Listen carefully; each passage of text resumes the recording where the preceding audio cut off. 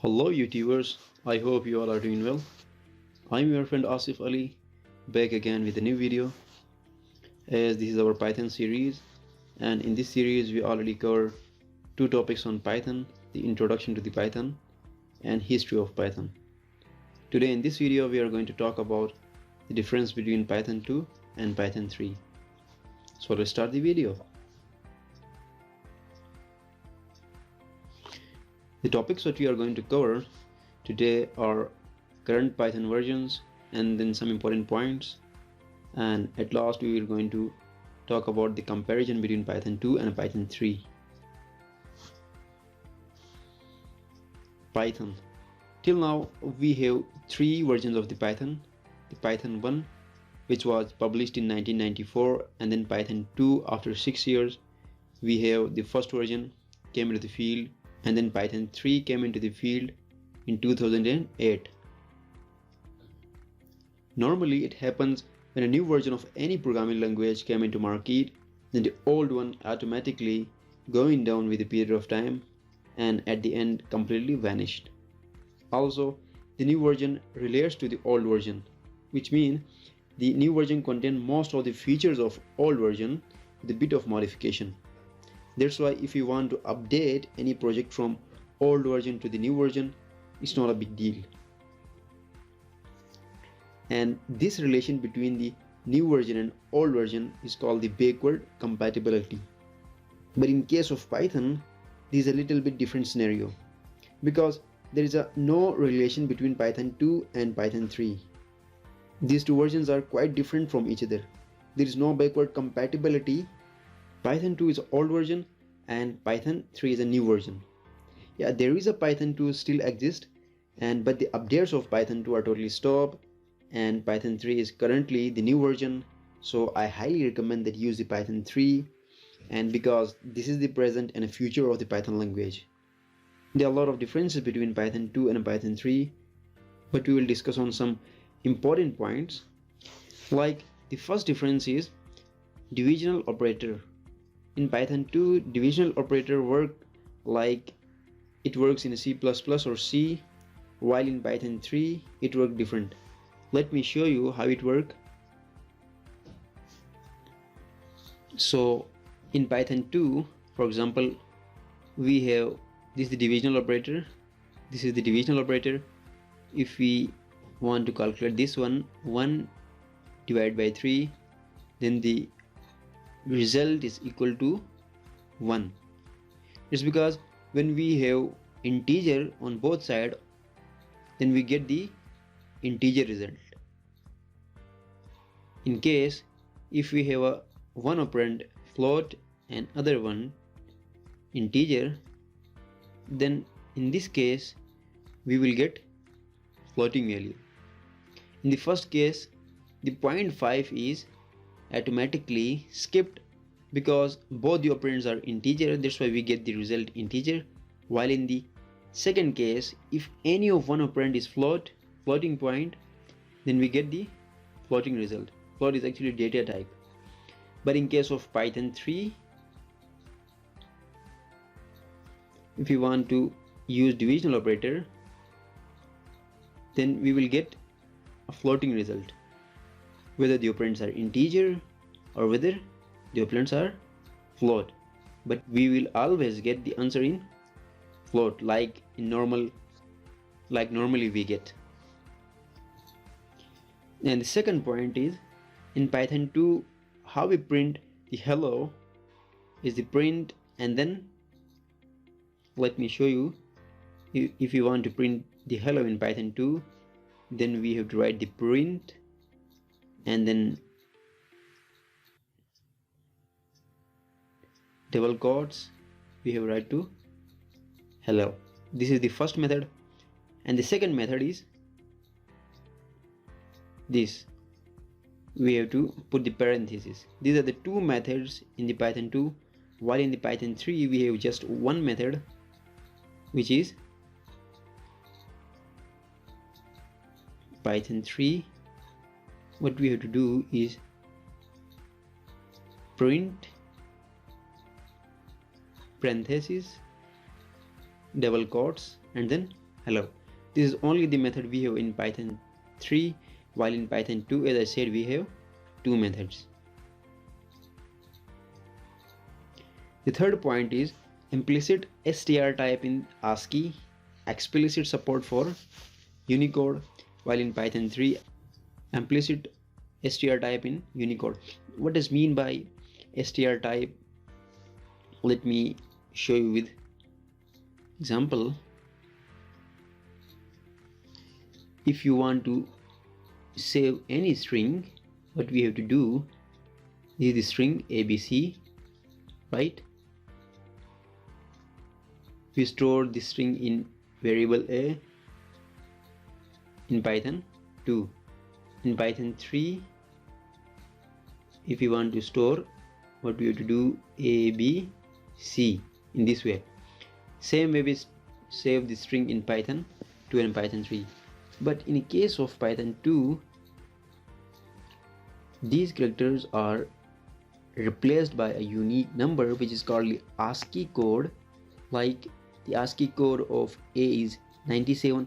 If you're not aware about the ASCII code or Unicode, then just remember that the ASCII code and Unicode are the way of representing the characters and other symbols into the numbers, so that those numbers should be converted into the 1 and 0, machine understandable, right?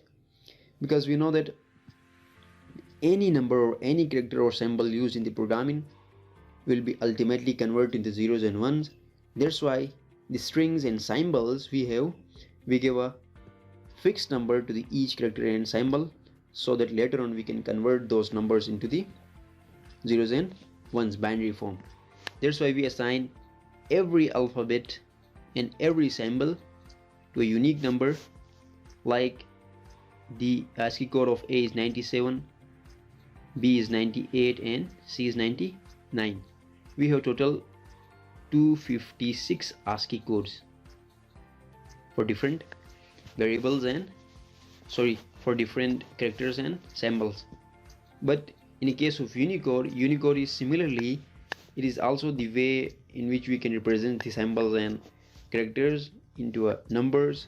But the number of Unicode is greater than the number of ASCII code. So it doesn't mean that the Python 2 do not support the Unicode. It do support, but by default ASCII code is active, and if you want to convert any string into the Unicode, then we just have to type the U before the string, right?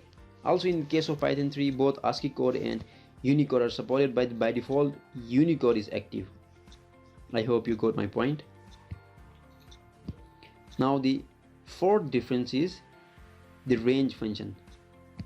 Don't worry about these functions, we will talk about later in detail about each and every point, but for now just remember that there are the main differences between Python 2 and Python 3.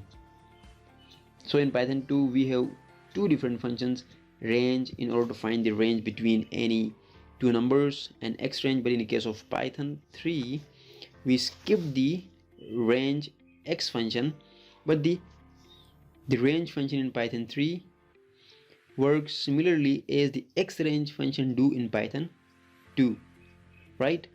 Because this is the function which saves memory, that's why we skip the first one in Python 3. The working of the range function in Python 3 and the working of the xrange in Python 2 are totally same. The fifth one is exceptional handling. This is a topic we will use in order to find the errors.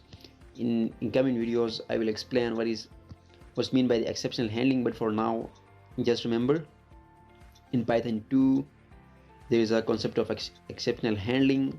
In Python 3 we have also the concept of exceptional handling, through which we can find the errors in program, but the only addition is as keyword. We use as keyword in exceptional handling concept in Python 3. The last one is raw input for reading string inputs, functions in strings, and then function input reads the data with filtering. While in case of Python 3 raw input function is no more exist. An input function works like a raw input. Similarly, in Python 2 we have two different functions for getting input string from user, like one is a raw input and other is a input. What the raw input do, that it takes the input from the user and store in another variable as a string, right? It take every variable as a string. Let me tell you. For example, in Python 2 I want to store 2 in the variable a. Then the variable a, the type of variable a is string, right? When I enter this 2 by user, then this 2 is stored in the another variable, but the data type of a is now string.